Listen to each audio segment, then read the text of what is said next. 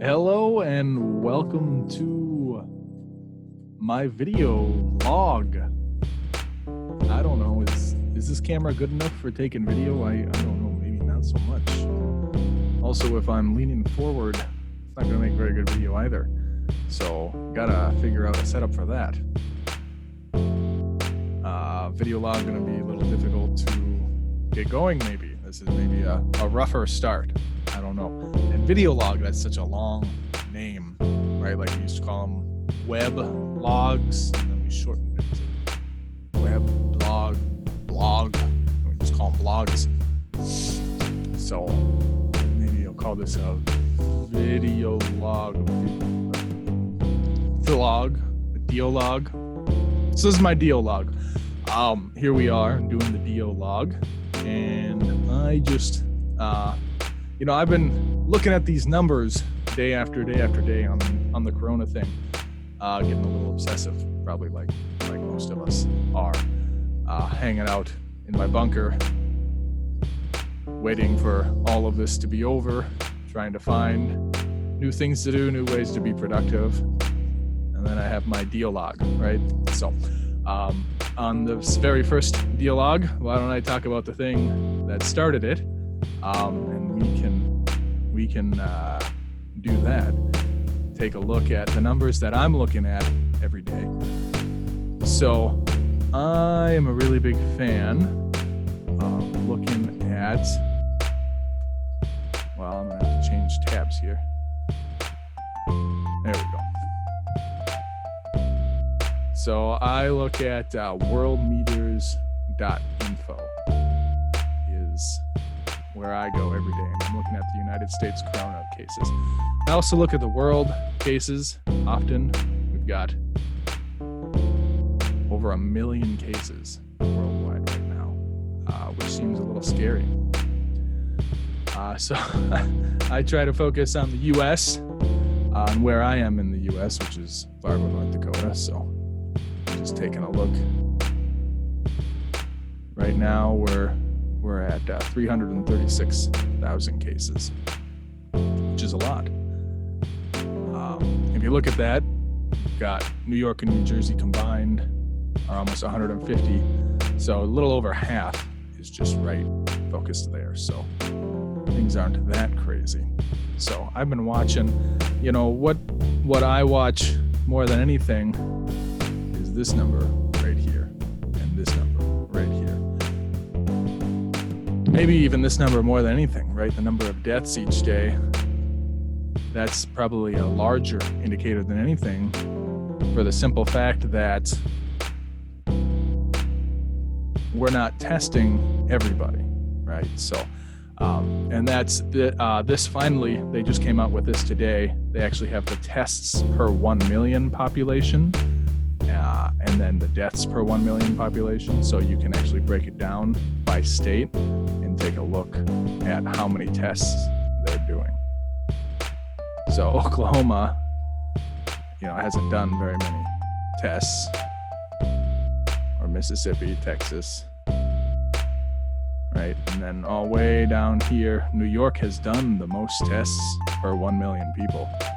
And there's still also the most deaths per 1 million people. New York is having a real tough time. But over here, North Dakota is looking pretty good at 207. That's a great bit of news to see that we're doing okay. So I do look at, because we are one contiguous continent, I do take a look at the national stats, just to kind of try to get an idea of where we're going. And that's been the problem here, is that where we're going seems to be exponential. If you go back to your math classes, things are going up. And if you imagine this continuing as a trend, you would be straight up at one point, right? And we'd be looking at everybody becoming a case eventually. However, if you take a look at the daily new cases, this is the numbers that I look at every day. These, look, we had a nice day here where it went down. Every day there's more new cases than the day before it, which is not great. and they don't have this graph, but you can kind of see here how this is starting to level off. And what that means is that the new cases aren't increasing as quickly as they used to be increasing. And that's actually the really good and the really hopeful sign.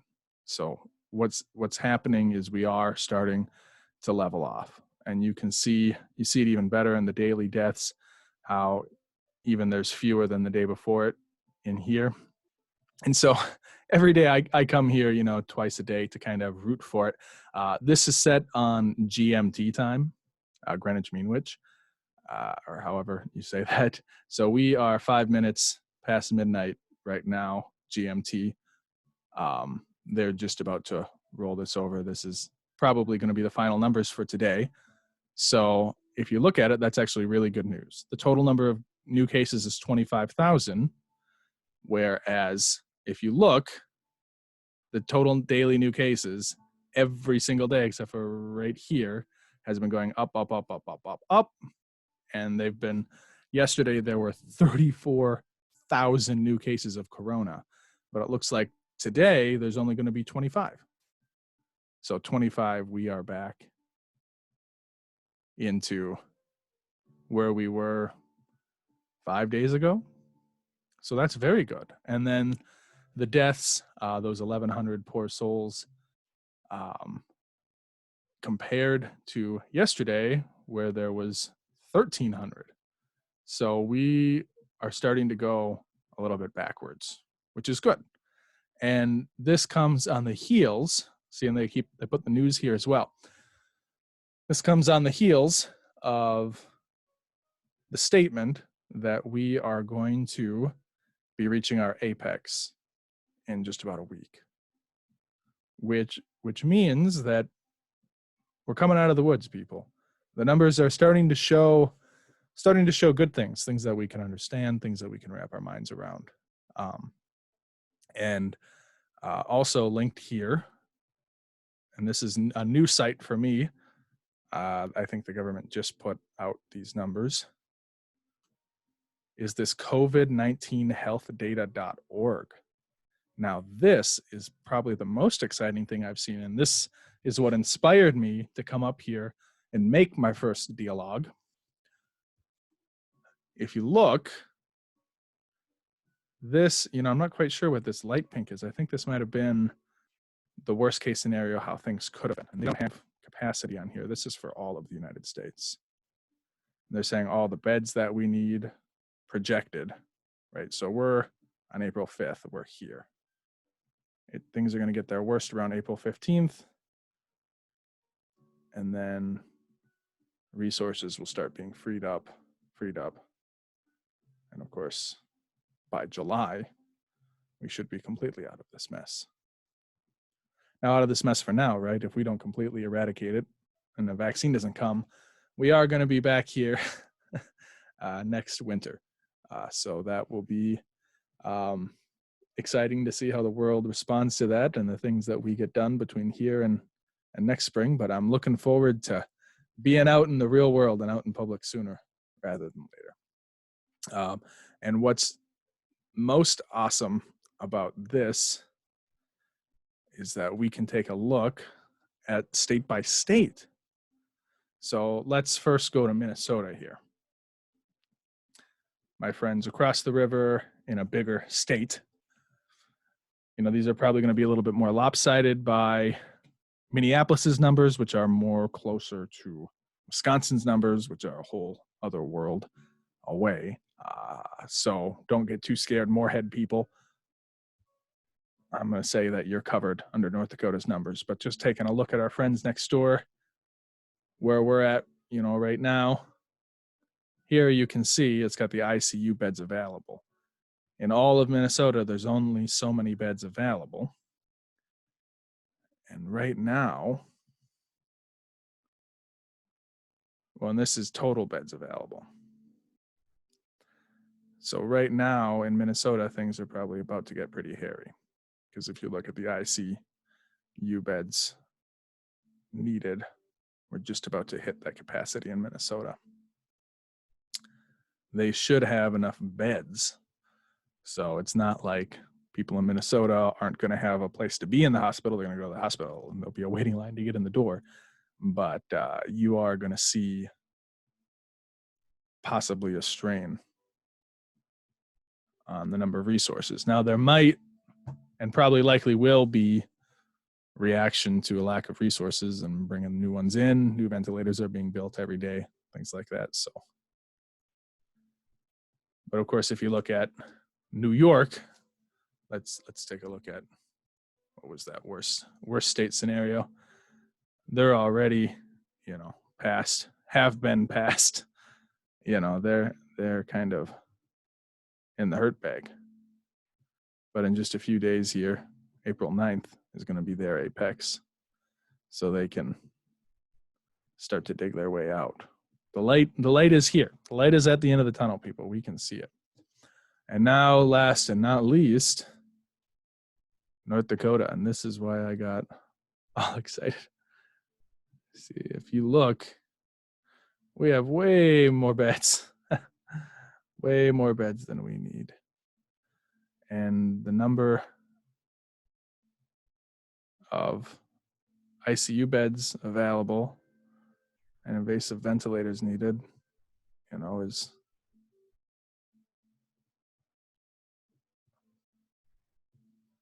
far more than, not far more, but more than we've got enough. So things aren't going to be too bad here. We're looking in Fargo, North Dakota, we are looking to have the apex come around April 21st. So in just a few weeks, we should see things getting easier, getting lighter. You can see as the total deaths will start to level off, people are just going to stop dying from this thing come June.